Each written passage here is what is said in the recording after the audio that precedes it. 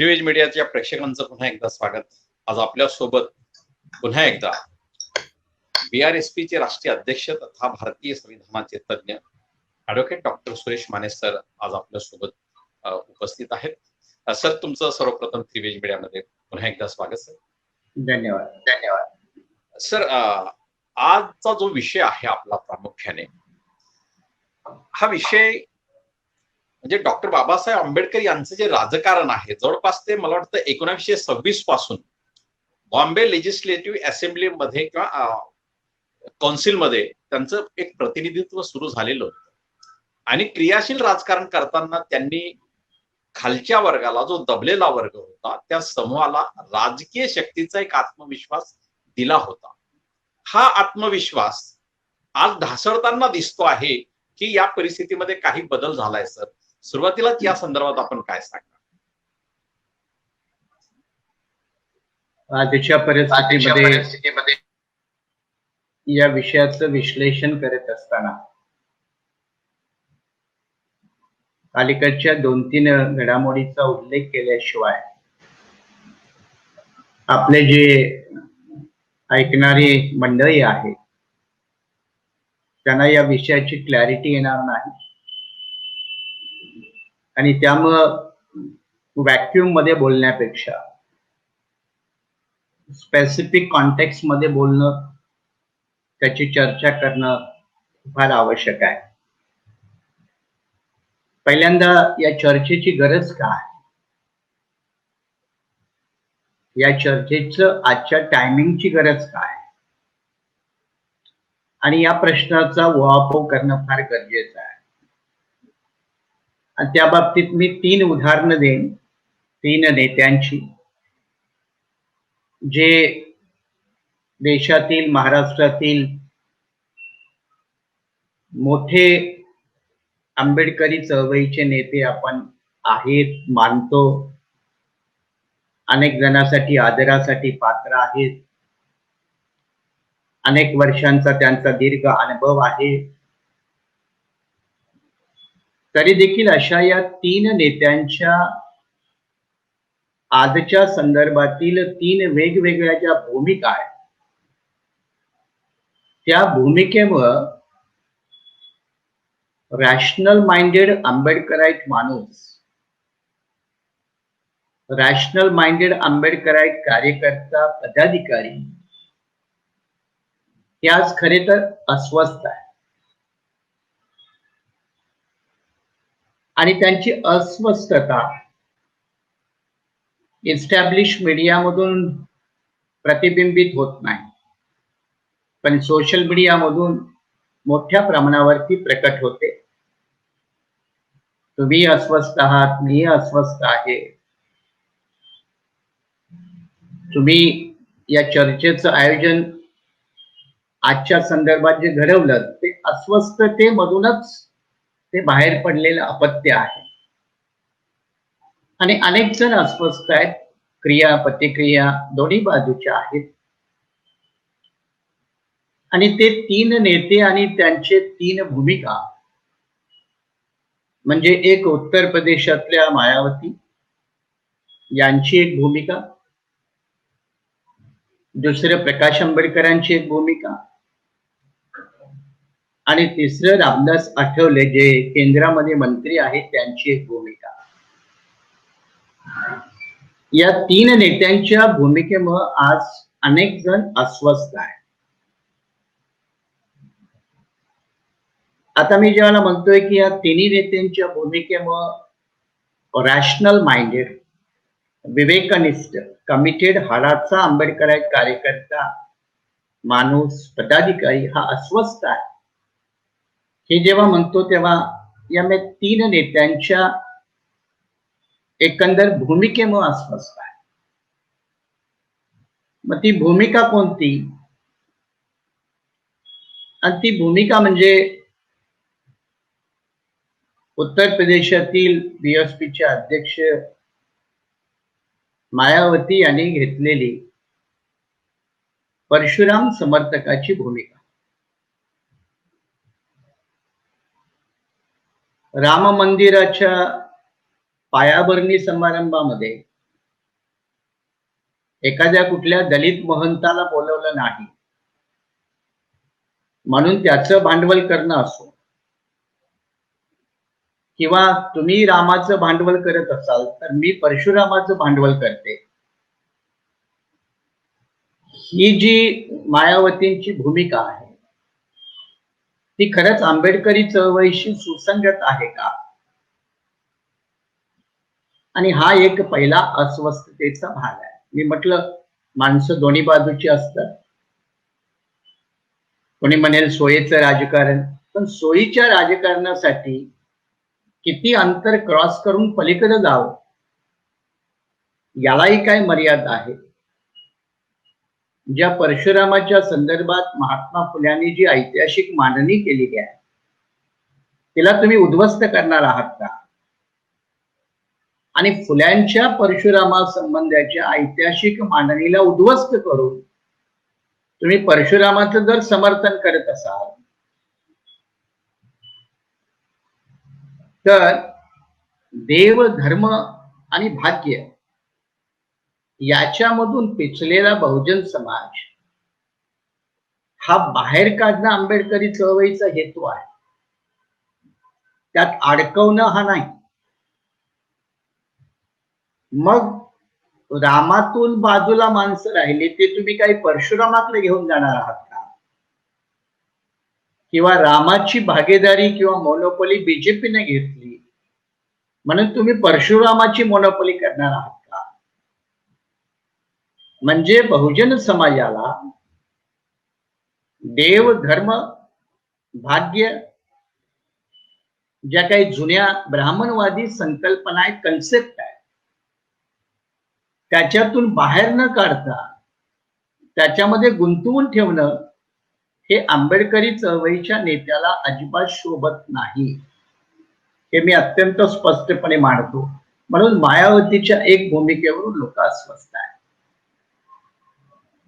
दुसरं आहे ते प्रकाश आंबेडकरांची. आता प्रकाश आंबेडकरांचं ही सुद्धा एक 30-35 वर्ष राजकीय आयुष्य आहे. वेगवेगळ्या भूमिका आहेत. अकोल्यातल्या त्यांच्या यशाबद्दल त्यांना निर्विवादपणे आपण क्रेडिट देतो, परंतु एकंदरच त्यांच्या भूमिका सुद्धा या धरसोडपणाच्या राहिलेल्या आहेत. आणि या धरसोडपणाच्या भूमिका करत करत जसं की 1 महिन्यापूर्वी त्यांनी राजकीय आरक्षण हे बंद झालं पाहिजे असं विधान करून एका चांगल्या चर्चेला तोंड फोडलं होतं, पण तो मुद्दा लगेच पुन्हा सोडून दिला. आमच्यासारख्यांनी त्याचं स्वागत केलं होतं, अनेकांनी केलं होतं, पण त्यांनी तो मुद्दा सोडून दिला. आणि आता ते इतरही छोटे मोठे मुद्दे घेऊन चळवळ करतायतच, नाही असं नाही. परंतु कोविड-19च्या कालखंडामध्ये, लॉकडाऊनच्या कालखंडामध्ये डिझास्टर मॅनेजमेंट ऍक्ट महाराष्ट्रात, देशात चालू असताना मंदिरं खुली झाली पाहिजेत याच्यासाठी प्रकाश आंबेडकरांनी, डॉक्टर बाबासाहेब आंबेडकरांच्या नातवांनी लीड घ्यावं हे पटतं का? तेही पंढरपूरच्या मंदिरासंबंधी, विठोबाच्या, ज्या गाडगे महाराजांनी कधी सांगितलं की देवळात हा देव नाही, त्या गाडगे महाराजांना आपण उद्ध्वस्त करणाऱ्या भूमिका घेणार आहोत का? ज्या डॉक्टर बाबासाहेब आंबेडकरांनी ठणकावून आपल्या एका भाषणात सांगितलं की पंढरपूरचं हे विठ्ठलाचं मंदिर नसून ते भगवान बुद्धाचं मंदिर आहे, मग या बाबासाहेबांच्या भूमिकेला तुम्ही नकार देणार आहात का? की सबंग लोकप्रियतेपोटी, जनभावनाच्या अश्वावरती स्वार होऊन सबंग लोकप्रियतेचं राजकारण करण्यासाठी आंबेडकर विरोधी विचार, आंबेडकर विचार विरोधी भूमिका घेतली, तर तोही प्रश्न पडतो आणि म्हणून प्रकाश आंबेडकरांची देखील भूमिका, याच्यामुळे अनेक लोक अस्वस्थ आहेत. त्याचं प्रतिबिंब सोशल मीडियावरती आहे. आणि तिसरे नेते म्हणजे केंद्रातील मंत्री. आता ते कोणत्या खात्याचे मंत्री आहेत हे देशातल्या शाळेतल्या कॉलेजातल्या विद्यार्थ्याला जर प्रश्न विचारला तर तो सांगू शकणार नाही की ते नेमके कोणत्या खात्याचे मंत्री आहेत. कारण पार्लमेंटमध्ये कधी त्यांनी कोणत्या खात्याच्या प्रश्नावर सप्लिमेंटवर कधी उत्तर दिलं नाही, कधी चर्चा नाही केली. हरकत नाही, पण त्यांचं एक पॅन्थरचं भांडवल आहे आणि त्यांना राजकारणातील अचूक टायमिंग आणि नेम साधण्याची कला आहे. योग्य की अयोग्य तो वेगळा मुद्दा पण आहे. परंतु अलीकडचं त्यांचं जे विधान आहे ते रिपब्लिकन पक्षाच्या भवितव्याबद्दल, की भविष्यात रिपब्लिकन पक्षाला भवितव्य नाही, अशा प्रकारचं ढोबळ विधान करून एकंदरच डॉक्टर बाबासाहेब आंबेडकरांच्या राजकीय सत्ता हस्तगत करण्याच्या धोरणाला, नीतीला, पॉलिसीला आठवले आणि सुरुंग लावले. वर्तमान कालखंडामध्ये निवडणुकीचं राजकारण वेगळं, अलायन्स पॉलिटिक्स करणं वेगळं आणि धोरणाच्या विरोधात भूमिका घेणं वेगळं. त्यामुळे उत्तर प्रदेशामध्ये मायावती सत्तेसाठी, मतासाठी काही करत असतील, तो एक मुद्दा आहे. प्रकाश आंबेडकर, वारकरी संप्रदाय किंवा असे भाविक यांच्यात त्यांना अस्तित्व निर्माण करून वोट बँक बनवायची असेल तर तेही राजकीय समजू शकतं. आणि तिसरं रामदास आठवले आपल्या राजकीय असहाय्यतेपोटी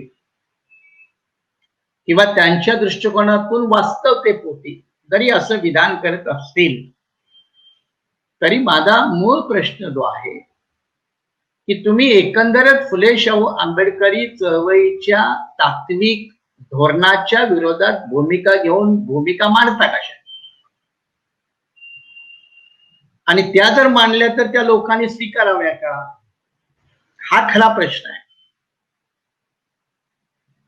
प्रकाश आंबेडकरांनी कोणत्या भूमिका घेऊन आंदोलन करावी हा प्रश्न आहे. रामदास आठवलेंनी काय बोलावे त्यांचं वैयक्तिक स्वातंत्र्य आहे. मायावती यांनी कोणती भूमिका घ्यावी हे त्यांनाही स्वातंत्र्य आहे. पण आंबेडकरी चळवळीचे आपण एक कार्यकर्ते, एक निष्ठावान, एक वैचारिक बांधिलकी मानणारे, कमिटमेंट मानणारे, तर आपल्याही बोलण्याला, आपली भूमिका घेण्याला, आपल्याही बोलण्याला आपल्याला एक अधिकार आहे, स्वातंत्र्य आहे. कारण शेवटी जनमानसामध्ये नेत्यांच्या भूमिकेची समीक्षा झाली पाहिजे. आंबेडकरी चळवळीमध्ये दुर्दैवानं ही भूमिका कोणी आक्रमकपणे आजपर्यंत घेतलेली नाही. ही खेदाची गोष्ट आहे. खरं म्हणजे ही भूमिका घेतली पाहिजे. अगदी काँग्रेसमध्ये सुद्धा आता तुम्ही पाहिलं की राष्ट्रीय अध्यक्ष जे काही त्यांचे नेते आहेत ते कमजोर पडायला लागले, तर काँग्रेसमधल्या नेत्यांनी बोलायची हिंमत दाखवली. कम्युनिस्टामध्ये तर पॉलिट ब्युरोमध्ये ओपनली डिस्कशनच होतात. बीजेपीने तर अडवाणी, मुरली मनोहर अशा नेत्यांना घरी बसवलं. पण आंबेडकरी चळवळीमध्ये ज्या डॉक्टर बाबासाहेब आंबेडकरांनी व्यक्तिपूजा करू नका, भक्ती करू नका, हे ज्या डॉक्टर बाबासाहेब आंबेडकरांनी सांगितलं, त्यांच्याच अनुयायाच्या मार्फत आपल्या नेत्यांच्या भूमिकेची समीक्षा होत नाही.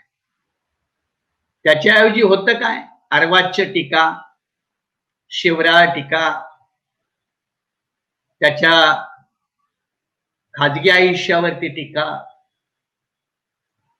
आणि ही अगदी निर्बुद्ध लोकांकडून केली जाते. त्याच्यासाठी काही लोकांना स्पॉन्सरही केलं जातं, तो एक वेगळा मुद्दा आहे. आणि स्पॉन्सर करणारे लोक आहेत. परंतु नेत्यांच्या भूमिकेची समीक्षा झाली पाहिजे. जनमतासमोर ते योग्य की अयोग्य ठेवलं पाहिजे. अहो, आपण आज जेव्हा सुप्रीम कोर्ट योग्य की अयोग्य याची चर्चा करतोच ना, मग जर सुप्रीम कोर्ट सारख्या भारताच्या सर्वोच्च न्यायालयाची त्याच्या निर्णयाची जनमानसामध्ये योग्य की अयोग्य ही जर चर्चा होते, तर आंबेडकरी चळवळीतल्या नेत्यांच्या भूमिकेवरती चर्चा झालीच पाहिजे, त्याची समीक्षा झालीच पाहिजे, ही माझी ठाम भूमिका आहे. आता ही अशी भूमिका कोण घेऊ शकतं, तर तो एक मुद्दा आहे. ज्यांना फक्त व्यावसायिक किंवा धंदेवाईक किंवा ज्यांना प्रोफेशनल राजकारण करायचं आहे, ज्याच्यामध्ये फक्त आणि फक्त सत्ता केंद्रीभूत आहे, ती मंडळी अशा चर्चेत समीक्षेत पडणार नाहीत. जे व्यक्तिपूजा, व्यक्ती महात्म्य आणि अंध भक्तिपद याचे शिकार आहे, हे त्या चर्चेत पडणार नाहीत, समीक्षा करणार नाही. आणि समीक्षा म्हणजे विरोध नाही, समीक्षा म्हणजे विरोध नाही. दुर्दैवाने अनेक मंडळींना हे समजत नाही आणि म्हणून तुम्ही जे विचारला प्रश्न, त्या प्रश्नाची पार्श्वभूमी आहे की या तीन नेत्यांच्या अलीकडच्या विवादास्पद भूमिकेमुळे आंबेडकरी जनसमूहामध्ये, फुले शाहू आंबेडकरी चळवळीच्या कार्यकर्त्यामध्ये एक संशयाचं वातावरण आहे.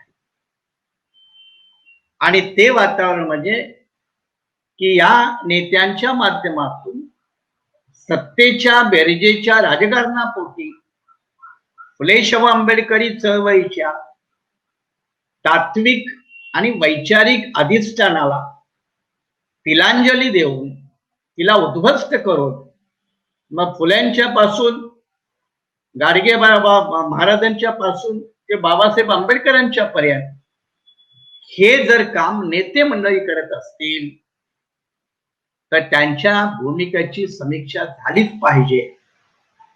आणि म्हणून लोकसत्तेनं सुद्धा रामदास आठवलेंच्या भूमिकेची समीक्षा करणारा टीकास्पद अग्रलेख 25 ऑगस्ट रोजी लोकसत्तेमध्ये लिहिला. माझीही स्वतःची प्रेस नोट आज महाराष्ट्रामध्ये या संदर्भात वेगवेगळ्या वर्तमानपत्रातून प्रकाशित झालेली आहे, सोशल मीडियावरती आहे. अनेकांच्या भूमिका सोशल मीडियावरती आहेत. पण आंबेडकरी चळवळीमध्ये रॅशनॅलिझम, वैचारिक अधिष्ठान याच्या ठाम भूमिका घेणाऱ्या लोकांनी यासाठी पुढे येण्याची गरज आहे की एका बाजूला तुम्ही सत्ता नाही म्हणून दुःखी असाल, तर वैचारिक पाय देखील जर उद्ध्वस्त करीत असाल तर त्या चळवळीचं भविष्य तुम्ही दफन करीत आहात. आणि हेच कृत्य प्रत्यक्ष अप्रत्यक्षरित्या आपल्या नेत्यांच्या हातून जर घडत असेल तर त्यांना विचारण्याची आता वेळ आहे.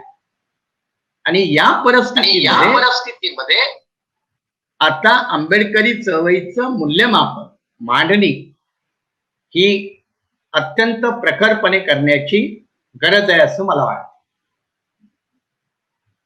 सर, अत्यंत सविस्तर आपण ह्या तिन्ही नेत्यांचा संदर्भ घेऊन आजची अस्वस्थता प्रकट केली. ही जी अस्वस्थता आहे आजच्या काळामध्ये, ही केवळ आंबेडकरी समाजामध्ये किंवा आंबेडकरी चळवळीमध्ये नाही. डॉक्टर बाबासाहेब आंबेडकरांचा स्वीकार, महात्मा फुलेंचा स्वीकार आणि सर्व परिवर्तनवादी संत यांचा स्वीकार हा सबंध समाजामध्ये व्यापक प्रमाणात होत आहे.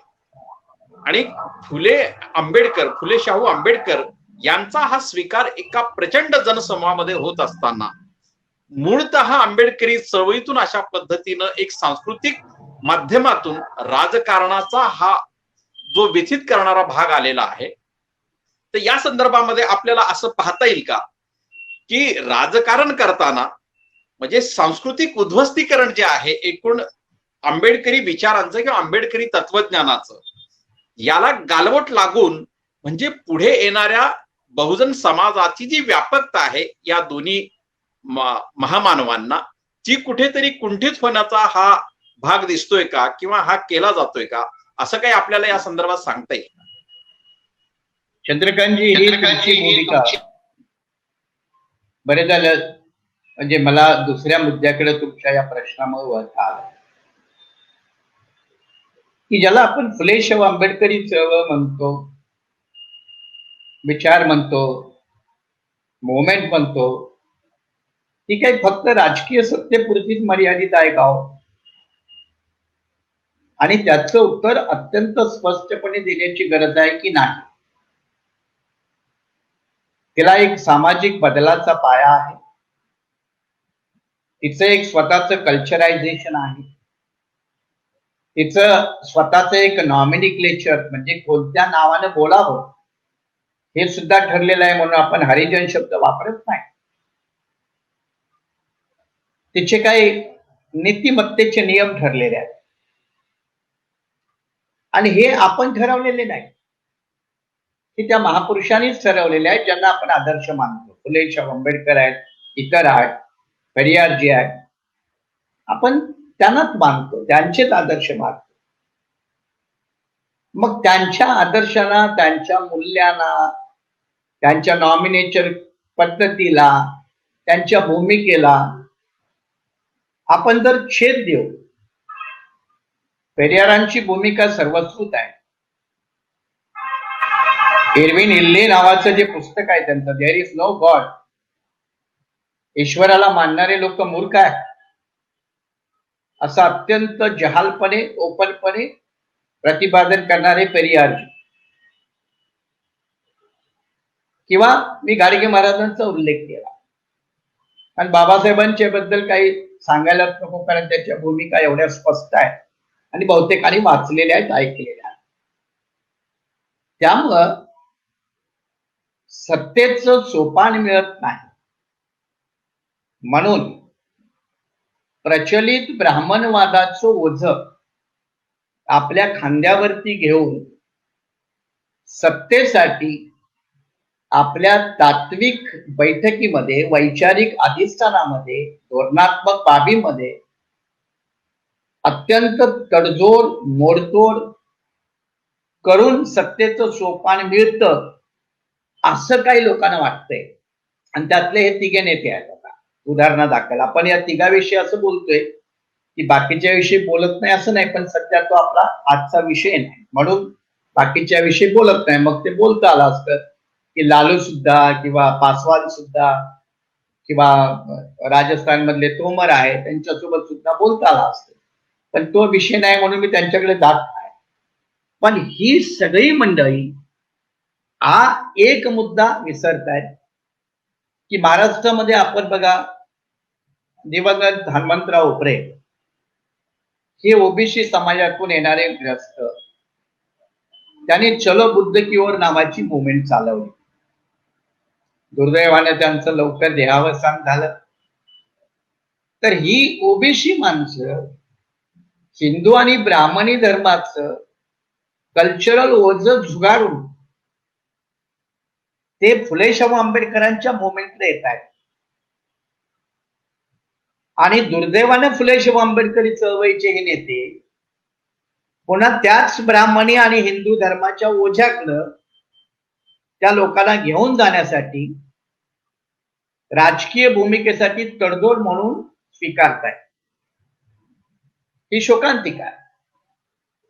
म्हणजे मला सांगायला अभिमान वाटतो की गेल्या आठवड्यामध्ये मला एक महिला शाहिरा भेटली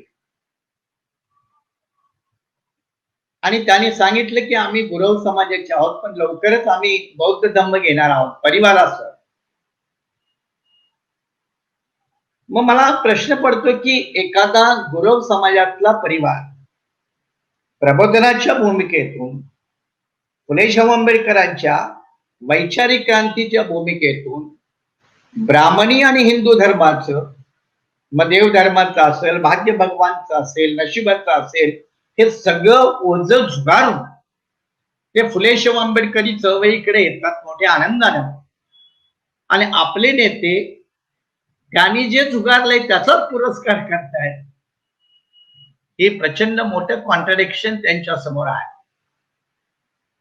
याचे परिणाम मी तुम्हाला स्पष्टपणे सांगतो की उत्तर प्रदेशात बहुजन समाज पार्टी जी वाढली ती ब्राह्मणवादाचा विरोध करून. कारण राजकारणामध्ये देखील तुम्हाला कुणाच्या तरी विरोधात भूमिका घ्यावी लागते, लोकांना दाखवावी लागते.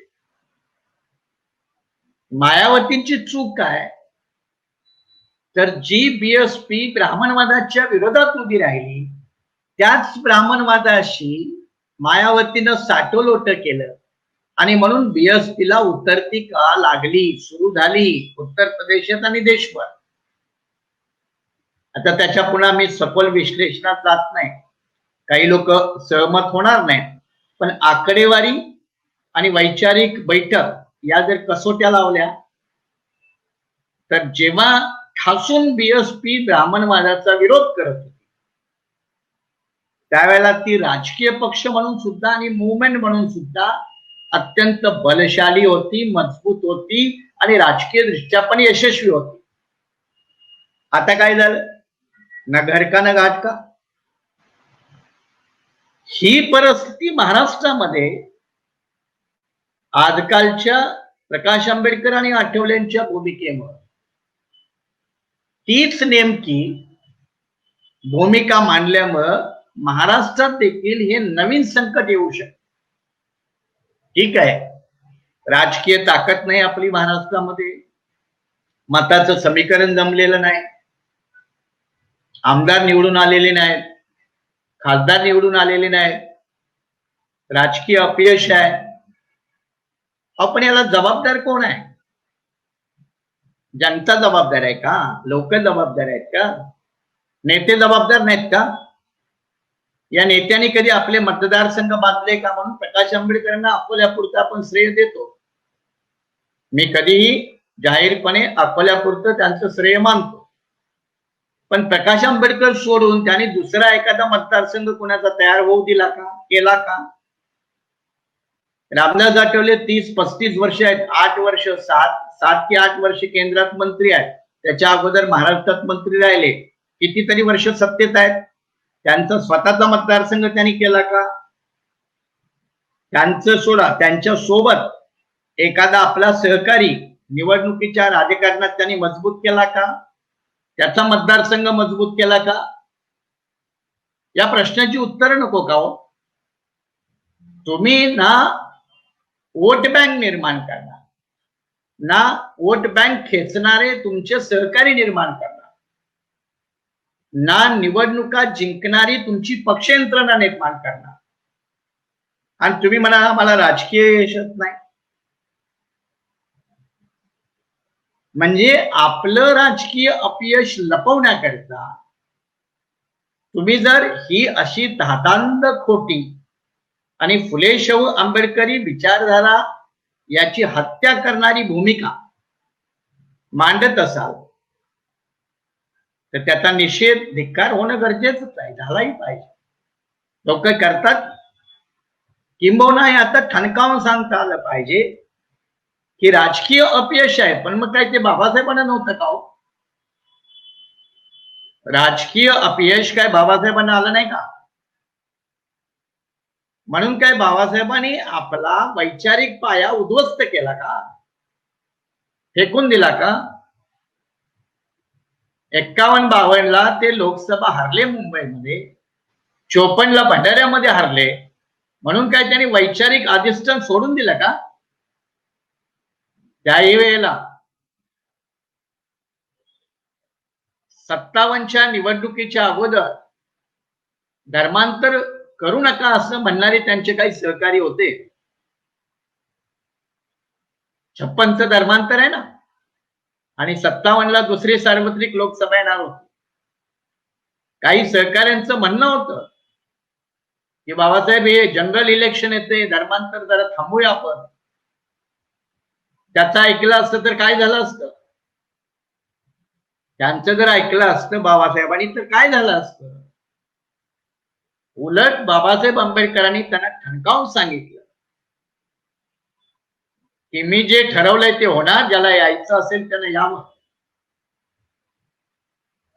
मग बाबासाहेब आंबेडकरांनी निवडणुकीची गणित मांडून आपली कल्चरल भूमिकेचा त्याग नाही केला, ती सोडून दिली नाही. मग हे शहाणपण, हे सामंजस्य आपल्या आंबेडकरी चळवळीच्या नेत्यामध्ये असायला नको का? अहो बीजेपीचे नेते कुणाशी युती करतात पण आपला पाया हलू देत नाही, आपलं वैचारिक अधिष्ठान हलू देत नाही. आंबेडकरी चळवळीच्या नेत्यांनी निवडणुकीत जिंकण्यासाठी, आमदार खासदार होण्यासाठी, मंत्री होण्यासाठी निवडणुकीच्या स्ट्रॅटेजी म्हणून तुम्ही वाटेल त्या भूमिका घ्या हो, पण तुमच्याच तत्वज्ञानाचा पाया उद्ध्वस्त करून, त्याची राजकीय हत्या करून तुम्ही नेतृत्व कसं काय करता आणि लोकांनी तरी काय म्हणून स्वीकारावं. आणि म्हणून मी तर तुम्हाला स्पष्टपणे म्हणतो की फुले शाहू आंबेडकरी चळवळ किंवा रिपब्लिकन चळवळ, ज्या रिपब्लिकन शब्दाला आता भवितव्य नाही असं आठवले म्हणतात, खरं म्हणजे पॅन्थरचं राजकारण म्हणून रामदास मंत्री नाही झाले. रिपब्लिकन मध्ये आल्यानंतर त्यांचा काळ बहरला. म्हणजे आठवले सुद्धा रिपब्लिकन राजकारणाचं अपत्य आहे, पण आता त्यांना वाटतं नको आहे. आता रामदास आठवले वर्तमान परिस्थितीत भाजपा मोदी यांच्याशी संबंधित आहे, त्यांच्याकडे ते सुखी आहेत. कदाचित त्यांच्या आकाने सांगितलं की काय असं बोलून कायमची आंबेडकरी चळवळ बंद करून टाका, लोकांनी इकडे येताच कामा नये. आणि भविष्यात सगळ्या आंबेडकरी चळवळीच्या लोकांनी, कार्यकर्त्यांनी, राजकीय कार्यकर्त्यांनी, राजकीय आशाकांक्षा असलेल्या लोकांनी काँग्रेस, राष्ट्रवादी, बीजेपी मध्ये जावं, कारण रिपब्लिकन चळवळीला भवितव्य नाही. अशा प्रकारची विध्वंसक मांडणी कुणी एका मोठ्या षडयंत्रातला भाग म्हणून करतोय का, हा देखील अँगल या निमित्तानं तपासला पाहिजे. कारण जसं महाराष्ट्रामधल्या बौद्ध चळवळीतल्या बौद्ध भिक्खू मध्ये देखील तुम्हाला आज ब्राह्मणी प्रवृत्तीचे भिक्खू दिसतात, तसं आंबेडकरी चळवळीच्या नेत्यामध्ये ब्राह्मणवादी प्रवृत्तीचे हे नेते बनत चालले आहेत काय, त्यांच्यात त्याचा शिरकाव झाला आहे काय. आणि त्यामुळं एकंदरच फुले शाहू आंबेडकर हे जे काही कल्चरल मुवमेंट आहे, हा सामाजिक आर्थिक परिवर्तनाचा जो सांस्कृतिक अँगल आहे, त्याची हत्या करण्याचं काम कुणाच्या तरी माध्यमातून, कुणाच्या तरी षडयंत्रातला भाग म्हणून. आणि दुर्दैवानं बघा, प्रकाश आंबेडकरांची मंदिराची भूमिका आणि भाजपाची भूमिका पुन्हा जुळली. आता हा योगायोग आहे की को इन्सिडन्स आहे काही ठाऊक नाही, पण अलीकडच्या काळात प्रकाश आंबेडकर जेव्हा जेव्हा वेगवेगळी भूमिका घेतात तेव्हा त्याचा जास्त फायदा किंवा जास्त जवळी की भारतीय जनता पार्टीशीच येते. आणि हे काय उघडपणे मी सांगायला पाहिजे असं नाही, लोक जाऊ द्या बाबासाहेबांचे नातू आहे म्हणून बोलत नाही. तो त्यांचा संयम आहे, तो त्यांचा विनय आहे, तो त्यांचा बाबासाहेबांच्या घराण्यापोटीचा आदर आहे. त्या आदरापोटी ते संयम ठेवून शांत आहे. याचा अर्थ प्रकाश आंबेडकरांनी देखील सीमा ओलांडून बाहेर जावं, हेही बाबासाहेब आंबेडकरांच्या स्वतःच्या तत्वज्ञानाच्या भूमिकेच्या विरोधामध्ये. तर तुम्हाला माहित आहे की आंबेडकरी चळवळीचा माणूस हा दगडाच्या पुतळ्यासाठी जीव देतो आणि जीव घेतो, आणि तेव्हा तो कुणासाठी मागं पाहत नाही समोर कोण आहे. तेव्हा याचा देखील गांभीर्याने विचार भविष्यातल्या नेत्यांनी केला पाहिजे, भविष्यातल्या भूमिका घेताना त्यांनी केल्या पाहिजे. राजकारणाची स्ट्रॅटेजी एक वेगळा भाग आहे. बाबासाहेबांना घटना समितीमध्ये असं एका सदस्यानं चिडवलं आणि बाबासाहेबांना म्हणाले, अहो तुमची कसली ड्राफ्टिंग कमिटी आहे, ही तर ड्रिफ्टिंग कमिटी आहे. ड्रिफ्टिंग म्हणजे वाहत जाणारी, ही वाहत जाणारी समिती आहे, ही काही ड्राफ्टिंग कमिटी आहे का. बाबासाहेब म्हणाले, ड्रिफ्टिंगचे दोन प्रकार आहेत, तुम्हाला माहित नसेल. एक स्वतःचं बस्तान कायम ठेवून वाहत जाणं, आणि दुसरं स्वतःच्या बस्तानासह वाहत जाणं. हा फरक तुम्हाला कळाला पाहिजे. मी माझं स्वतःच बस्तान ठेवून जाग्यावरती वाहणारा माणूस आहे, बस्तानासह वाहणारा नाही. आणि हेच नेमकं आजच्या संदर्भामध्ये ज्या तिन्ही नेत्याचा आपण जो उल्लेख केला त्यांच्या भूमिकेसंबंधी त्यांनी व्हावं, राजकारणासाठी बदलावं, पण स्वतःच बस्तान अबाधित ठेवून. आणि ते बस्तान जे आहे त्यात सगळ्यात मोठी आपली आयडिओलॉजिकल पुंजी आहे. नाहीतर मग प्रस्थापित राजकीय पक्ष आणि फुले शाहू आंबेडकरांचं राजकारण याच्यात फरक काय राहील? ज्या दिवशी ही फरकाची दरी मिटेल त्या दिवशी लोक तुमच्याकडे कशाला येतील? लोक सरळ सरळ प्रस्थापित मोठ्या पक्षाकडे जातील, ब्राह्मणवादी पक्षाकडे जातील, कारण तिथं सगळी यंत्रणा आहे, तिथं सगळी सोय आहे. कुणाला आमदारकी आहे, कुणाला खासदारकी आहे, कुणाचा रोज चेहरा टेलिव्हिजन मध्ये दिसेल, वर्तमानपत्रात दिसेल, दैनंदिन जीवनाची साधनं मिळतील, कुणाला काय मिळेल, कुणाला पेट्रोल पंप मिळेल, कुणाला रेशनिंगचं दुकान मिळेल. पण त्यानं चळवळ कुठे जाईल, फुले शाहू आंबेडकरांची मुवमेंट कुठे जाईल, याचा मूलभूत विचार करण्याची आज निकडीची वेळ आहे. आणि ती वेळ या तिन्ही नेत्यांच्या भूमिकेने आणलेली आहे. आणि म्हणून कल्चरायझेशनच्या मुद्द्यावरती तरी या तिघाशी कुणालाही कॉम्प्रोमाइज करता येणार नाही, किंबहुना कोणीही करताच कामा नये, हे अत्यंत स्पष्टपणे सांगण्याची गरज आहे. सर, अत्यंत ही आजची व्यथित परिस्थितीला अगदी चिंतनाच्या कडे तुम्ही घेऊन गेलात, अगदी गंभीर चिंतनाकडे. या तिन्ही नेत्यांचा संदर्भ देत असताना मला एक विचारावंसं वाटेल. रामदास आठवले यांचा जो उदय आहे तो पॅन्थर मधून झाला, परंतु ते संघटक म्हणून अधिक ओळखले जातात. पण दुसऱ्या बाजूला ऍडव्होकेट बाळासाहेब प्रकाश आंबेडकर आणि माननीय मायावती या दोघांचं राजकारण कुठेतरी वैचारिक बेस असणारं राजकारण. आज मायावतींनी परशुरामची जी भूमिका घेतली त्याच्यातून हेही एक निदर्शनात येतं की आज देशामध्ये ब्राह्मणी विचारांची सत्ता असतानाही ते कुठेतरी असुरक्षित आहे. हे एका बाजूला अधोरेखित होतं. दुसऱ्या बाजूला प्रकाश आंबेडकरांचा मंदिर जो मुद्दा आहे तो अवैदिक हिंदू आणि वैदिक हिंदू याची भिन्नता प्रकट करणारा, म्हणजे त्यांनी अनेकदा जी भूमिका व्यक्त केली. तर या दोन्ही भूमिकांना पाहत असताना तिसऱ्या बाजूला डॉक्टर बाबासाहेब आंबेडकर यांचा स्वीकार, म्हणजे या देशातली ब्राह्मणी व्यवस्था ही करायला लागली ती व्यावहारिक पातळीवर. तर हा जो काही सगळा अनुनय आणि हा सांस्कृतिक संघर्ष उभा जो दिसतो आहे, हा देशामध्ये एक संघर्ष निर्माण करतो आहे की देशाला एका ध्रुवीकरणाकडे घेऊन जाणारा आहे. आणि ते ध्रुवीकरण नेमकं कोणत्या शक्तीचं असेल?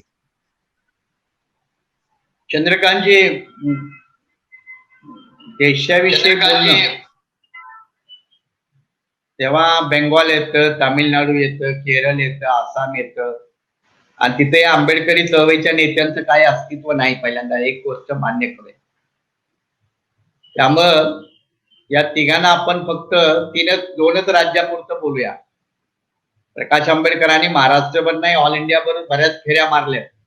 प्रत्येक निवडणुकीला ते कोणत्या ना कोणत्या तरी राज्यात जातात. काय झालंय आपल्याला ठाऊक आहे. मायावती 2012 पासून आता 2020 आहे, 8 वर्षामध्ये इतर राज्यात काय झालं त्याचा मी साक्षीदार आहे. आकडेवारी बोलकी आहे. त्यामुळं देशाविषयी त्यांच्याशी बोलूच नाही. आणि रामदास बद्दल न बोललेलं बरं. फिरतात देशभर, ते चांगली गोष्ट आहे. फिरण्याचा विक्रम जर कुणाच्या असेल नावावर तर रामदासच्या नावावर आपण लिहून टाकू, काय हरकत नाही. पण त्यामुळं हा विषय आणि हे तीन नेते आणि देशाच्या राजकारणाची चिंता, समीक्षा, मांडणी याच्याबद्दल मी बिलकुल सहमत नाही. पण तुम्ही जो मोठा मुद्दा मांडलाय त्या मोठ्या मुद्द्याकडे येतो, मग छोट्या मुद्द्याकडे. मोठा मुद्दा म्हणजे आज ज्या पद्धतीनं देशामध्ये केंद्र आणि देशातली अनेक राज्य यामधला जो सत्ताधारी वर्ग आहे तो सरळ सरळ RSSच्या विचाराला मानणारा आहे. हे क्लिअर आहे, त्याच्याबद्दल कोणाला शंका नाही. हेडगेवार, गोलवलकर, सावरकरांचा भक्तवर्ग आहे. त्यांच्या विचाराचा त्यांना भारत निर्माण करायचा आहे, ही त्यांची वैचारिक बांधिलकी आहे.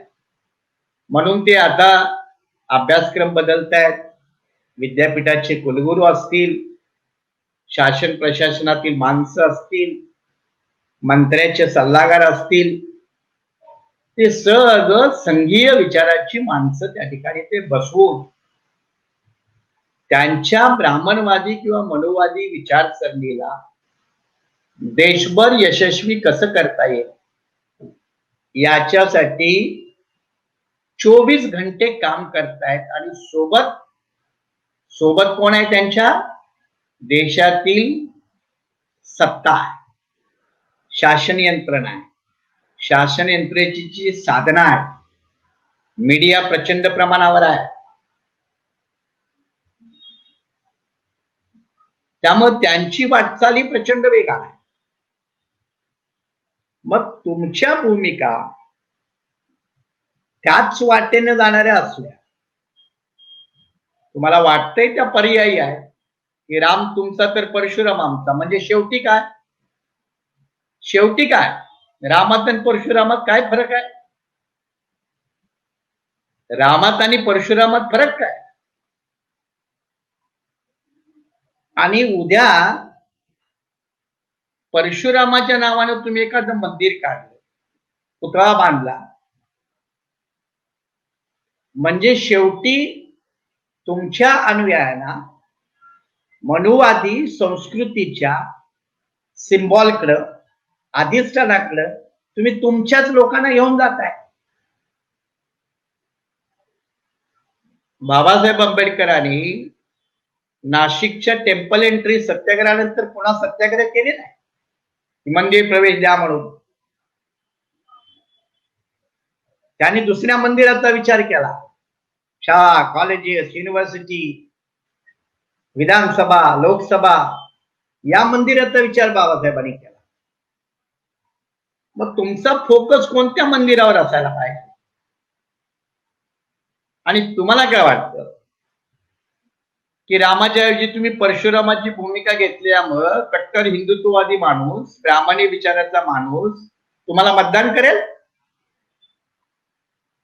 उलट त्यामुळं तुमची तुलना केली जाईल की एक RSS बीजेपीचं मॉडेल जे हिंदुत्ववादी आहे, मी मर्यादित अर्थाने बोलतो फक्त राम आणि परशुराम संदर्भात, तर ते एक मॉडेल आणि तुमचं एक दुसरं मॉडेल.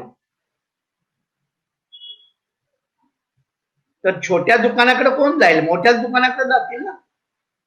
गिराईक जे असतं ते मोठ्या दुकानाकडेच जातील ना. त्यामुळे तुमची छोटी दुकानदारी किती चालेल? म्हणून बघा, कांशीरामजींचं एक मुत्सद्दीपण, म्हणून ते वारल्यानंतर अनेक पेपराने लेख लिहिलं, त्यावेळेला त्यांनी म्हटलं की हा चाणक्य माणूस होता. कांशीरामजींनी त्यांच्या चळवळीची मांडणी करताना असं म्हणाले की ब्राह्मणवादी व्यवस्था आणि त्यांचं राजकारण याच्या विरोधात जर तुम्हाला यशस्वी व्हायचं असेल तर तुमच्या राजकारणाची पद्धती ही स्वतःची असली पाहिजे. प्रचलित राजकारणाची असता कामा नये. ती अनकन्व्हेन्शनल असली पाहिजे, ती अपारंपरिक असली पाहिजे. म्हणून दुनिया 4 व्हीलर घेऊन फिरत होते, तर कांशीराम सायकल घेऊन फिरत होते. आणि त्यावेळेला अनेक लोक म्हणाले सायकलीतून कुठं राज्य येतं का? आपल्या महाराष्ट्रातील अनेक लोक म्हणाले. त्यामध्ये पॅन्थरवाले होते, RPI वाले होते. त्यामुळं जी मनुवादी ब्राह्मणवादी संस्कृतीला पूरक असणारी जी माध्यम आहे, मी माध्यम म्हणतोय, मग राम हे माध्यम आहे, परशुराम हे माध्यम आहे, पंढरपूर हे माध्यम आहे, त्याच माध्यमाला तुम्ही घेऊन प्रवास कसा करणार? कारण त्याचा प्रवास करण्याची मक्तेदारी, ठेकेदारी, मोनोपोली ती ऑलरेडी कोणीतरी घेतलेली आहे. मग त्यात तुम्हाला किती हिस्सा मिळणार आहे हो? त्यामुळं ही आत्मघाती भूमिका आहे. चळवळीला तर विघातक आहेच, पण आत्मघाती भूमिका आहे. मी पुन्हा म्हणतो बघा, मी काय एक्स्ट्रीम लेफ्टला जातोय असं नाही. मी म्हटलं काय की व्यावहारिक राजकारण तुम्ही जरूर करा, केलं पाहिजे, ती गरज असते, पण त्याच्यासाठी तुमच्या भूमिकेची कशाला तोडमोड करता? निवडणुका 2-4 महिन्याच्या असतात, येतात जातात. मीही विधानसभा राष्ट्रवादी काँग्रेसच्या चिन्हावर लढवलीच ना. मग राष्ट्रवादीनं माझा वापर केला का मी राष्ट्रवादीचा वापर केला, हे एकदा याची तुलना करायला पाहिजे ना. अनेक लोक, मलाही काल सोशल मीडियावरती कोणीतरी प्रतिक्रिया टाकली होती की माने सर तुम्ही रिपब्लिकन पक्षावर बोलता, तुम्ही राष्ट्रवादीवरती निवडणूक लढवली. अरे मी निवडणूक लढवून त्यांनी माझा वापर केला का मी त्यांचा वापर केला, हे निवडणुकीच्या राजकारणातील कौशल्य हे तुम्हाला जमायला पाहिजे ना. कांशीरामजींनी तर बीजेपीचा पण वापर केला, त्यामुळं त्यावेळेला उत्तर प्रदेशात बीजेपी संपली, बीएसपी नव्हती संपली. कांशीरामच्या निधनानंतर बीजेपी वाढलेली आहे, लक्षात घ्या. उत्तर प्रदेशात 92-93 ला गेली कांशीरामजीच्या उदयानंतर, आणि कांशीरामजीच्या निर्वाणानंतर पुन्हा बीजेपी वाढली उत्तर प्रदेशात. त्यामुळं आपण हे ठरवायचं असतं की आपण कुणाचा वापर करू द्यायचा की आपण कुणाचा वापर करायचा. पण ही तुमची ताकद असली पाहिजे, भूमिका असली पाहिजे, आणि त्याच्यासाठी जी द्यावी लागते ती किंमत, त्याच्यासाठी तुम्ही तयार असलं पाहिजे. तर मीही स्वतः 30-35 वर्षे, अनेक लोक ओळखतातच, जाणून आहात ना. पण मी काय कुणाशी तडजोड करून सगळं सोडून की चला मी तुमच्या सोबत पंढरीला येतो किंवा परशुरामाकडे येतो, अशी भूमिका घेणं हे आंबेडकरी चळवळीच्या हाडाच्या कार्यकर्त्याच्या कॉन्शियसला कधी पटणार नाही. याला आपण असं म्हणू आयडिओलॉजिकल कंटेम्प्ट. हा आयडिओलॉजिकल कंटेम्प्ट करणं कसं शक्य आहे? आणि त्यामुळं सवंग राजकारण, सोयीचं राजकारण, प्रसिद्धीचं राजकारण, ढोबळ राजकारण, याच्या पोटी भूमिका घ्या, पण त्यामुळं स्वतःच्याच पायाखालची जमीन उद्ध्वस्त करून जर तुम्ही भूमिका घेतली तर उद्या परवा तुम्हाला उभं राहायला जागा मिळणार नाही. आणि म्हणूनच रिपब्लिकन नेते किंवा आता मायावती यांचा जो डाऊनफॉल दिसतो, बाकीची अनेक कारण आहेत, मी एवढंच कारण आहे असं म्हणत नाही. उदाहरणार्थ विधानसभेच्या निवडणुकीच्या वेळेला किंवा लोकसभेच्या निवडणुकीच्या वेळेला बाळासाहेब आंबेडकरांनी महाराष्ट्रात एक तडजोडवादी व्यावहारिक राजकारणाची भूमिका घेतली असती तर काही खाते नुसते खोलले का? आपले खासदार आमदार नसते का झाले? पण त्याच्यापूर्वी ती भूमिका त्यांनी घेतली नव्हती का 91ला? म्हणजे तुम्ही काय ती भूमिका घेतली नव्हती असं नाही, घेतलीच होती ना. त्याचा फायदाच झाला होता ना, 4 लोक आलेच होते ना निवडून. मग व्यावहारिक राजकारण करायचं आहे तर ज्या वेळेला संधी येते तेव्हा ती संधी लाखाडून द्यायची. त्यावेळेला आपल्या सहकार्यांना मोठं नाही करायचं, दुसऱ्या सहकार्यांना आपल्या सोबत नाही घ्यायचं, आणि नंतर चला आता पंढरपूरला, अशी जर भूमिका मांडायची तर त्याचा काय उपयोग आहे? त्यामुळं अशा भूमिका मांडून आपल्याच पायावरती दगड मारण्याचं काम या मंडळीच्या हातून होते. आणि तो दगड काय त्यांच्या एकट्याच्या पायावरती पडत नाही, सगळ्यांच्याच पायावरती पडतो. आणि म्हणून याच्यावरती गांभीर्याने विचार झाला पाहिजे. व्यक्ती सापेक्ष नाही, त्यांच्यावरती गलिच्छपणाची टीका टिप्पणी करून नाही, त्यांच्या कुटुंबावर, त्यांच्या पक्षावर अकराळ विक्राळ शिव्या अर्वाच्य भाषा वापरून नाही, धोरणात्मक आणि अत्यंत फुले शाहू आंबेडकरी चळवळीच्या लोकांना शोभते अशा वैचारिकेतून, भूमिकेतून याची समीक्षा होणं गरजेचं आहे. आणि त्याला तोंड फोडलं पाहिजे. मला वाटतं मी त्या माध्यमातून महाराष्ट्रामध्ये एक ही नवी सुरुवात करत आहे. बघूया काय पिढी म्हणते. अर्थात आम्ही काय आमदार खासदार होण्यासाठी राजकारणात नाही. 30-35 वर्ष आंबेडकरी चळवळीची बांधिलकी खांद्यावरती जशी जोपासली तशी मरेपर्यंत करू. पण कुठल्या मोदी सोबत बसून काही आमदार खासदार होण्याच्या स्वप्नाचा विचार आम्ही करत नाही आणि म्हणूनच तडपेनं आम्ही ती भूमिका मांडू शकतो, कुणाला पटो किंवा न पटो. महत्वाची अशी बाजू आपण आता पुढे आणलेली आहे की आयडिओलॉजिकल पॉलिटिक्स, त्याचं सांस्कृतिक अधिष्ठान आणि तत्वज्ञान हे कायम फुले शाहू आंबेडकरी विचारांचंच राहिलं पाहिजे, त्याचं ते शुद्ध स्वरूप राहिलं पाहिजे. या सगळ्या परिघामध्ये एक प्रश्न असा उभा राहतो की देशाला आज अत्यंत कळकळीची अशी गरज आहे की या देशामध्ये लोकशाही असेल, संवैधानिक लोकशाही, समता, बंधुता ही जी काही मूल्य आहेत संविधानाने दिलेली, ही मूल्य टिकून राहण्यासाठी आणि येणाऱ्या काळामध्ये ती तशी संविधानासह सुरक्षित राहण्यासाठी किमान अखिल भारतीय पातळीवर फुले आंबेडकरी विचारांचं एक पर्याय अखिल भारतीय पातळीवर आज दिसावा, अशी जनमानसाची म्हणजे भारतीय समाजाची ही जनमानसातली एक अपेक्षा आहे. या अपेक्षेची पूर्तता या काळामध्ये करू शकेल असं शक्ती संचय आज आपल्याकडे होताना दिसतो आहे का, किंवा तशी येणाऱ्या काळामध्ये आपण अपेक्षा करू शकतो? एक तर या दिशेने अनेक लोक प्रयत्न करतात, मी स्वतः प्रयत्न करतो, बाकीचेही करतात, पण त्याला यश येत नाही, अजून तरी आलेलं नाही. कांशीरामजींनी केला होता तेव्हा त्यांना बऱ्यापैकी यश आलं होतं, कारण त्यांची तेवढी राजकीय उंची झालेली होती, त्यांना तो अधिकार प्राप्त झालेला होता. पण पुन्हा त्यांच्या जाण्यामुळे ती सगळी प्रक्रिया थांबली. मायावतींना या बाबतीत फारसा इंटरेस्ट नाही. प्रकाश आंबेडकर देशभर फिरतात, संपर्क आहे त्यांचा. बाबासाहेबांचे नातू म्हणून त्यांना ज्यांनी पाहिलेलं नाही सुद्धा अशी लोक आंबेडकर या नावामुळे ऐकायला जमतात, भेटायला येतात. परंतु त्यांनाही गेल्या 30-35 वर्षात हे यश मिळालेलं नाही.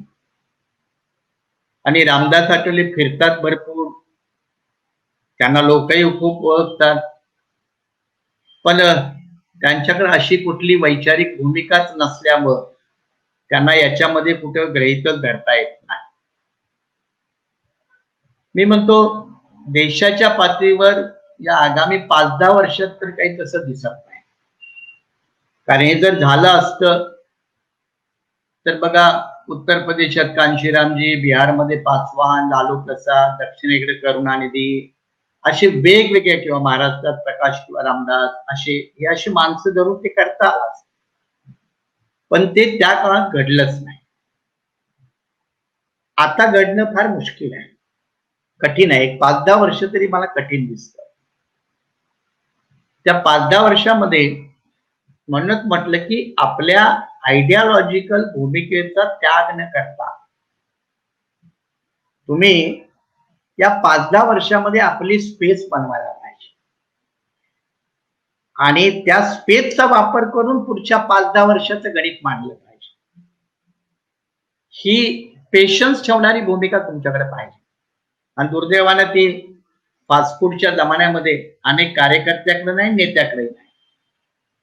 त्यामुळे देश पातळीवरचा विचार थोडा आपण बाजूला ठेवूया, महाराष्ट्राचा विचार करूया ना. आठवलेंनी बोलूनच दाखवलं की प्रकाश आंबेडकर येत नाही तोपर्यंत हे पूर्ण होत नाही, आणि प्रकाश आंबेडकर कोणाबरोबर यायला तयार. लोकसभेच्या निवडणुकीच्या अगोदर मी स्वतः 2 वेळा त्यांना भेटलो. आता प्रकाश आंबेडकरांना कोण काही नेता मानायला नाही का हो तयार? सगळे तयार आहेत ना. रामदास आठवले असोत, मी असोत, कुणी असो, आम्ही काय, तुम्ही सगळे बाबासाहेबांचा एक नातू म्हणून कोण नेता मानत नाही असं आहे का?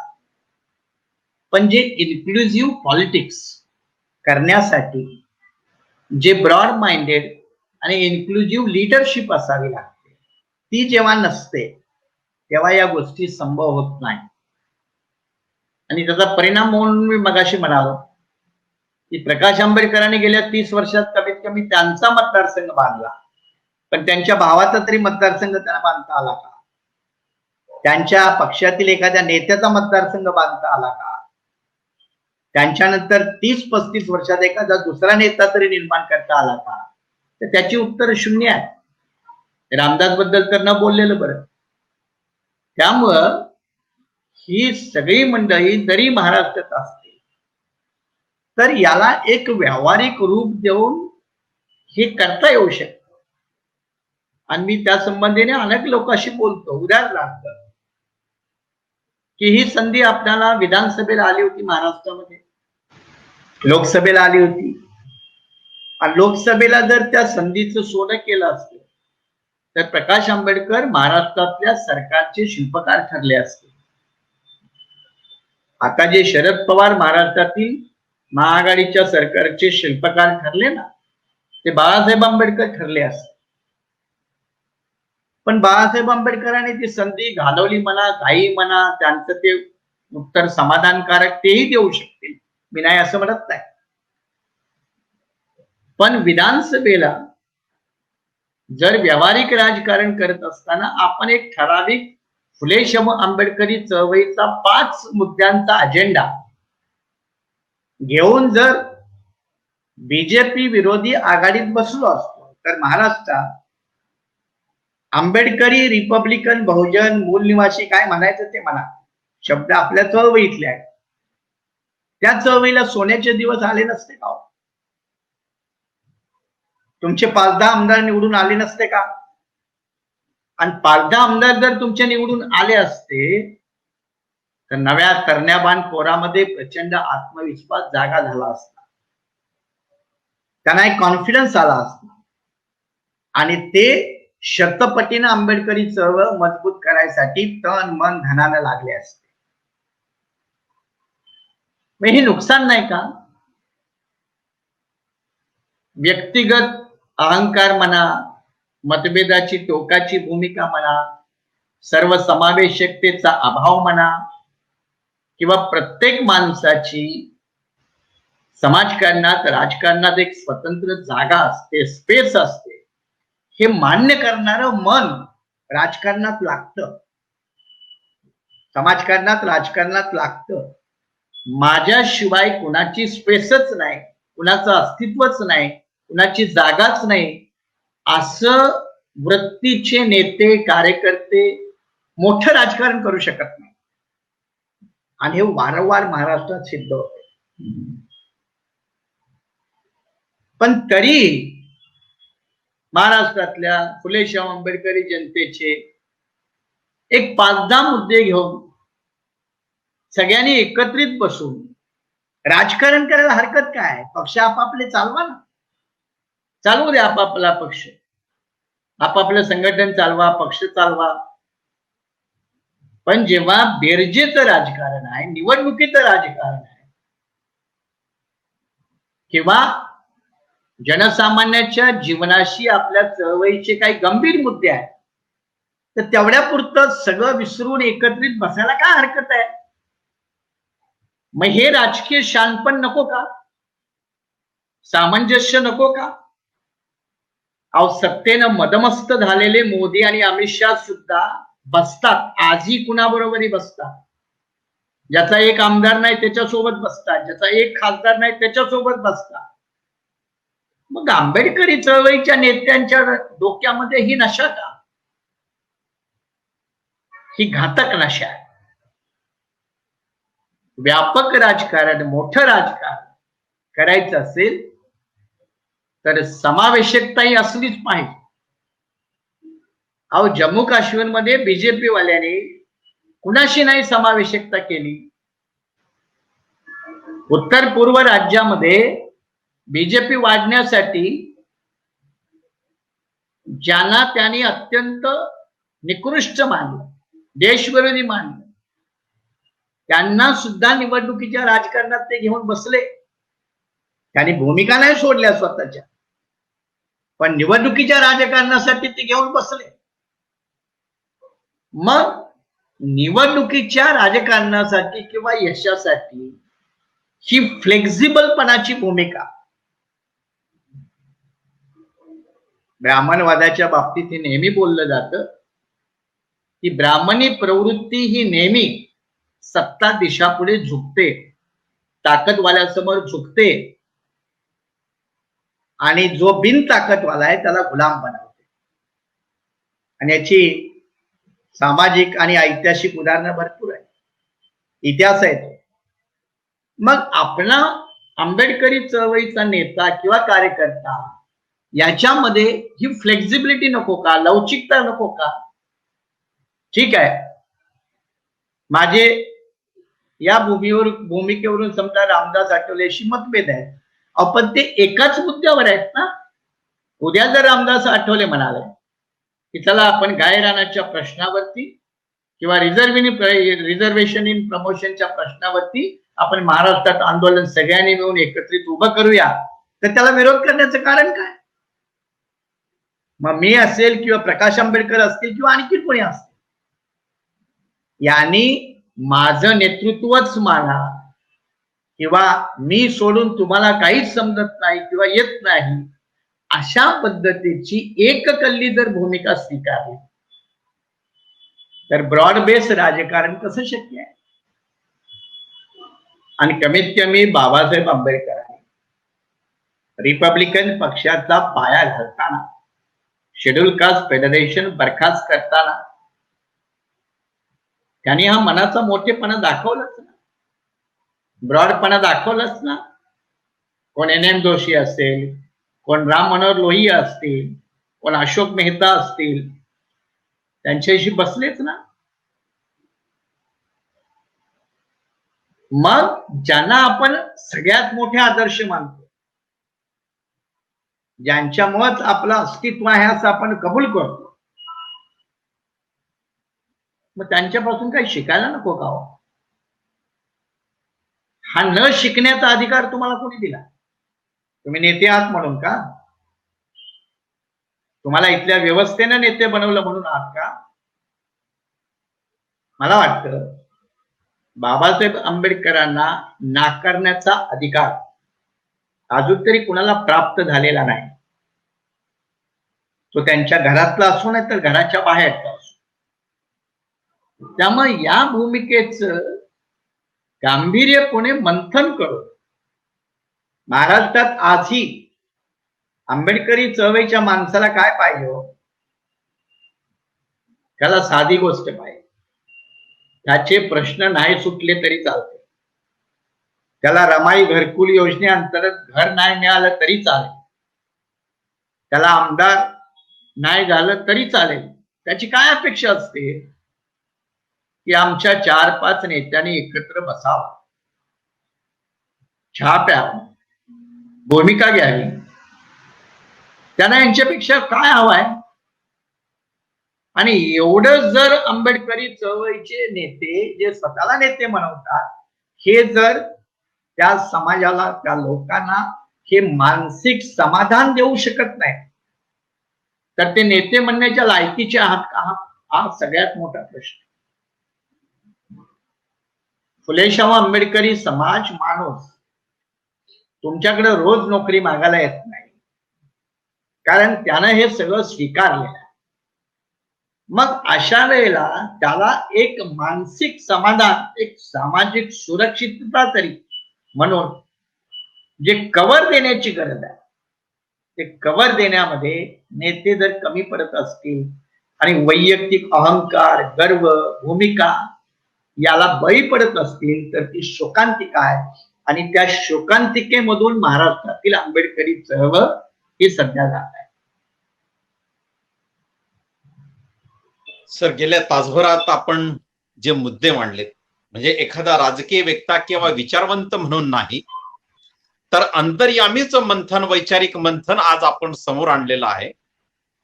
आणि जी व्यथा सामाजिक असेल, राजकीय असेल, सांस्कृतिक असेल, फुले शाहू आंबेडकर वादाची, ती अशी अंतर्यामी चिंतनातून आणि मंथनातून आपण समोर ठेवलेली आहे.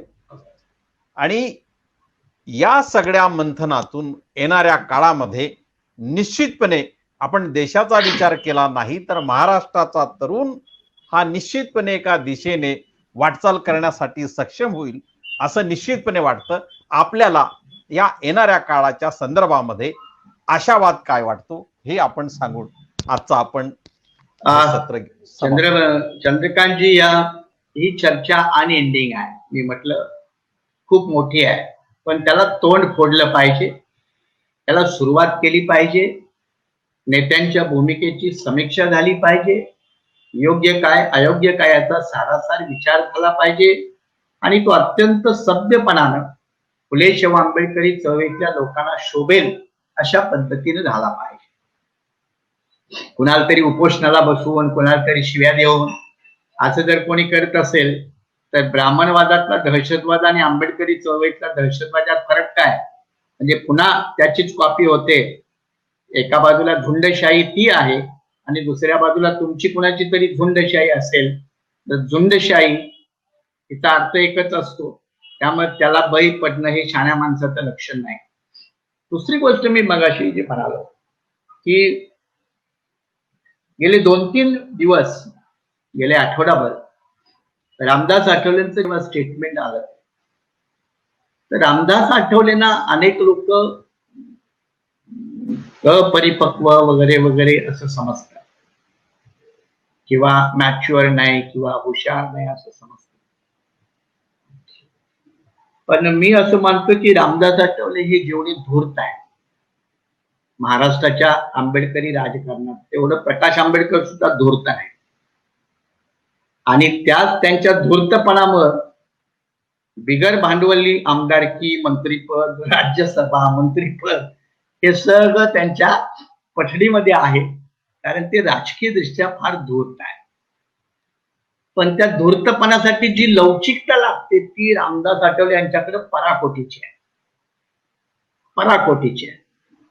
आणि त्यातली पहिली कसोटी बघा, ते स्वतःला काही समजत नाही असं भासवतात, पण राजकीय दृष्ट्या अत्यंत चाणाक्षपणाने निर्णय घेतात. सिद्धार्थ विहार हॉस्टेल मध्ये ते राहत होते तेव्हा मी राहत होतो तिथं. तेव्हापासून मी पाहतोय त्यांना, जवळचे मित्र आहेत, संबंध चांगले आहेत, तो भाग वेगळा. पण महाराष्ट्राच्या आंबेडकरी राजकारणात ते फार चाणाक्ष आहे आणि म्हणून ते टिकून आहे.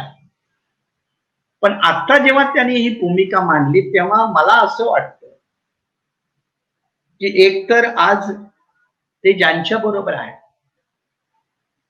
त्यांच्याकडून हे नवीन इंजेक्शन त्यांना मिळालं की काय, जेणेकरून आज ब्राह्मणीवाद आणि हिंदुत्ववादाचं जे महाकाय धूळ घेऊन RSS भाजपा देशात प्रचंड मोठ्या प्रमाणावर घोडदौड करतोय, त्याच्यात डावे उद्ध्वस्त होत आहेत, अनेक जण उद्ध्वस्त झाले, तरी देखील RSS BJP यांच्या समोर त्यांना एक जो धोका जाणवतो तो म्हणजे एखादा फाटका माणूस निळा झेंडा घेऊन उभा राहील याचा धोका वाटतो. आणि या निळ्या झेंड्याचा धोका ब्राह्मणवादाला सातत्याने वाटतो. तुमचे आमदार असू द्या नसू द्या, मंत्री असू द्या नसू द्या. त्याचं कारण असं की या निळ्या झेंड्याच्या माग डॉक्टर बाबासाहेब आंबेडकरांचं एक सुरक्षा कवच आहे.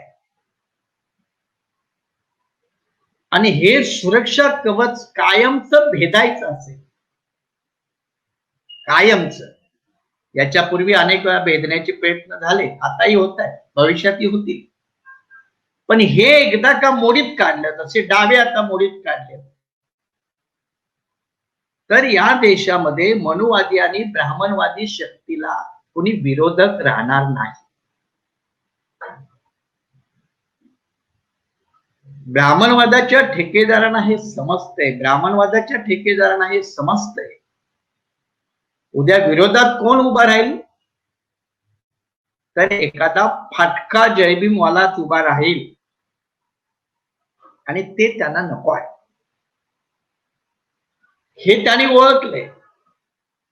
त्याच्यासाठी आठवल्यांच्या माध्यमातून अशी मांडणी होते का, आणि हा फार चिंतेचा विषय आहे. म्हणजे अशा चेष्टेचा किंवा असं असत्य चर्चा करून टाइमपास करण्याचा विषय नाही, जी सवय आपल्यातल्या अनेक लोकांना आहे. उडता उडता सगळं निर्णय घेण्याची पद्धत आहे, त्याच्यात ते बसत नाही. त्यामुळं माझ्यासारखा माणूस देखील अस्वस्थ आहे, अनेक जण अस्वस्थ आहे. दुसरी गोष्ट, मी गेल्या आठवड्यामध्ये बाळासाहेब आंबेडकरांचं हे आंबेडकरी चळवळ संपली आहे हे 2007 साली प्रकाशित झालेली त्यांची पुस्तिका आहे, ती वारंवार वाचली. आणि त्या पुस्तिकेमध्ये बाळासाहेब आंबेडकर असं म्हणतात, ही पुस्तिका माझ्या समोर आहे, त्यातलं मी वाचून सांगतोय, त्यामुळं कुणाला काही असं वाटू नये की मी चुकीचं सांगतोय वगैरे. बाळासाहेब आंबेडकरांनी लिहिलं की 2004-2005 या वर्षी लोकसभा व विधानसभा निवडणुकीत जे मला बघायला मिळाले, जे मी अनुभवले, त्यावरून आंबेडकरी चळवळ या देशात फार काळ चालेल असे दिसत नाही. ती जी काही चालेल ती माझ्या पिढीपुरतीच. आणि मग त्याने याच्याशी पूरक अशी त्यांनी मांडणी केलेली आहे. आता हे प्रकाश आंबेडकरांचं 2007 ची मांडणी आहे, 6 पासून सुरू झाली, पण 80 ते 2006 म्हणजे तोपर्यंत प्रकाश आंबेडकरांना महाराष्ट्राच्या राजकारणात, देशाच्या राजकारणात 25 वर्ष झाली होती. मग 25 वर्षाच्या राजकारणानंतर 2007 मध्ये बाळासाहेब आंबेडकरांनी ही मांडणी केली. त्याच्यानंतर बाळासाहेब आंबेडकर भीमा कोरेगावच्या ह्या प्रकरणापर्यंत अकोला जर वगळलं तर बाकीचं काय होतं आहे आपल्याला सगळं ठाऊक आहे. नेमकी अशीच भूमिका आता रामदास आठवले मांडतात.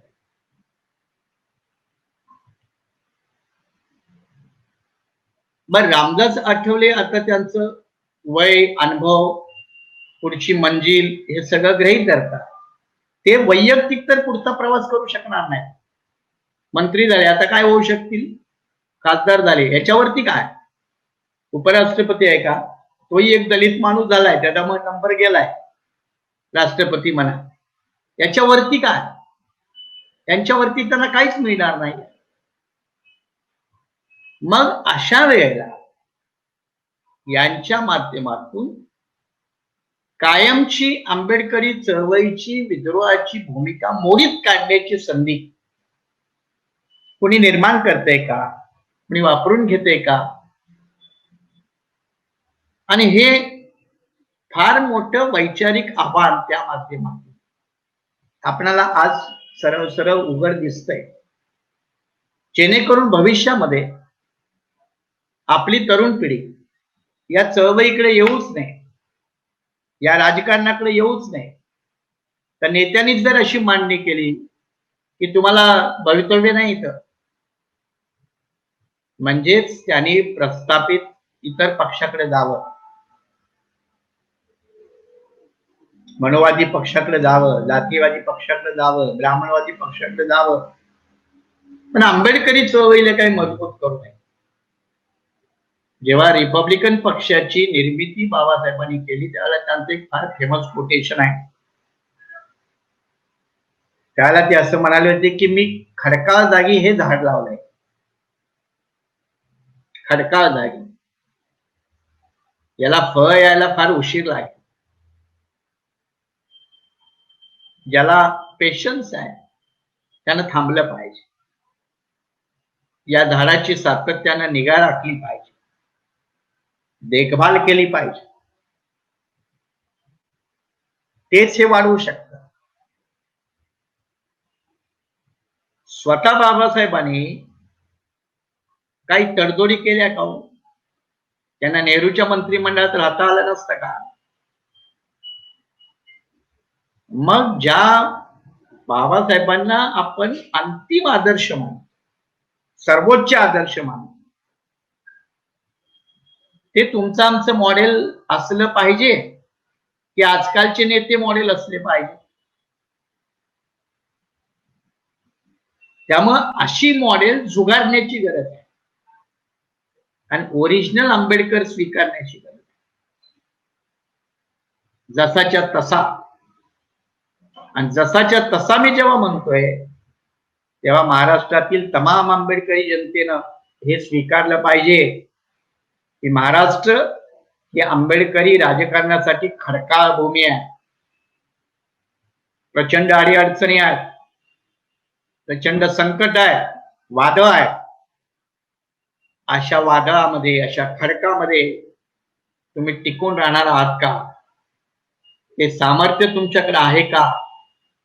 आणि मग पुढचा प्रवास. या गोष्टी एकदा निर्णायकपणे एक समूह म्हणून, व्यक्ती म्हणून मी ठरवेन, तुम्ही ठरवेन, पण एक आंबेडकरी समूह म्हणून सुद्धा या भूमिका ठरल्या पाहिजे.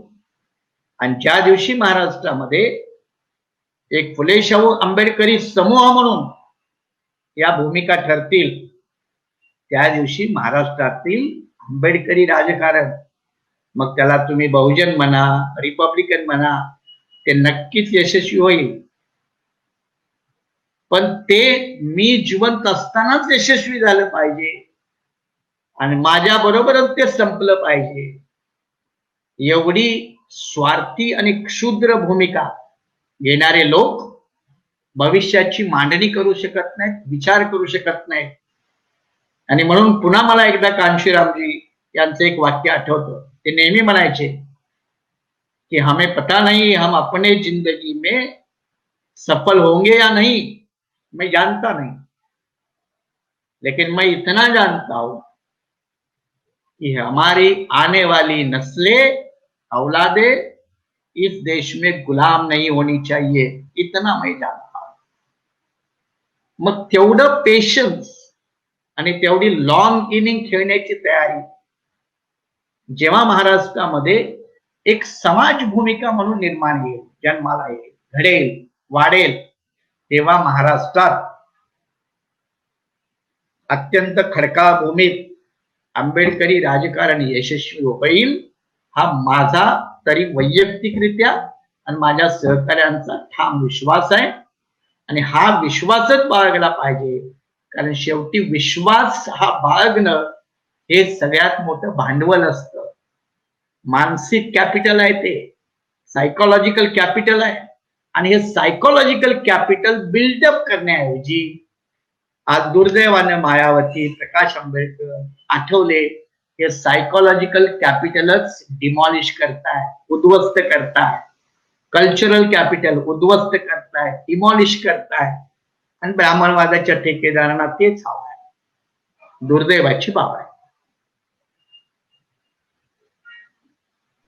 अत्यंत महत्वाचा आशावाद की जो या देशाचं परिवर्तन करणार आहे. डॉक्टर बाबासाहेब आंबेडकरांनी दिलेल्या तत्वज्ञानातून, फुले शाहू आंबेडकरी तत्वज्ञानातून त्याला घेऊन जाणारे एक भविष्य हाच या देशामध्ये हा बदल घडवेल. या विश्वासासह आपण जे मंथन आज प्रकट केलं ते अत्यंत स्तिमित करणारं आहे आणि निश्चितपणे संबंध महाराष्ट्र याच्यावर अंतर्मुख होऊन चर्चा करेल.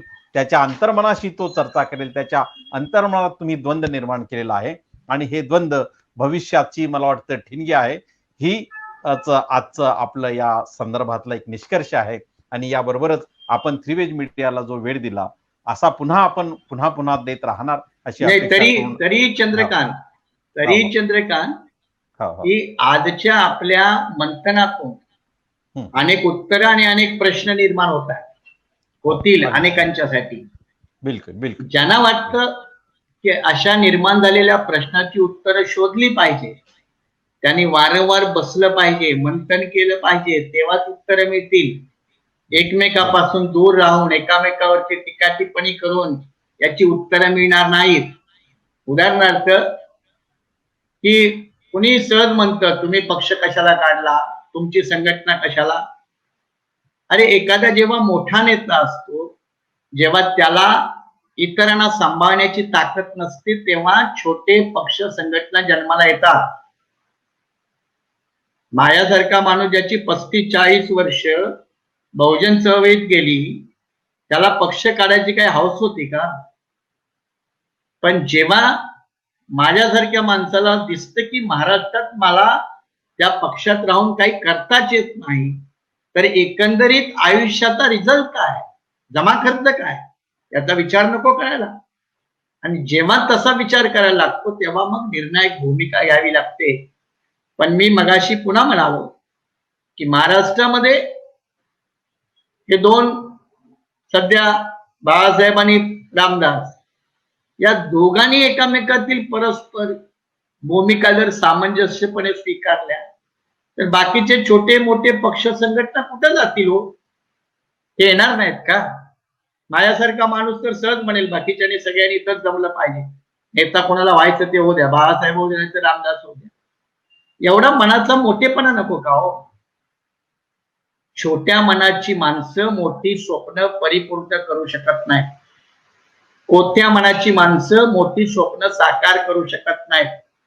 त्यामुळे मनही मोठी लागतात, कृतीही मोठी लागते. कारण हा जमाना अकोमोडेटिव्ह पॉलिटिक्स आहे.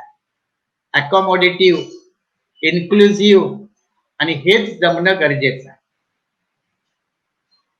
आपले धन्यवाद चंद्रकांतजी. आणि धन्यवाद सर. आपण एक वेळ दिला. पुन्हा अशाच प्रकारची चर्चा म्हणजे जी मंथनाकडे घेऊन जाईल आपण निश्चितपणे आयोजित करूया. आज आपण इथेच थांबूया. धन्यवाद. जय भीम.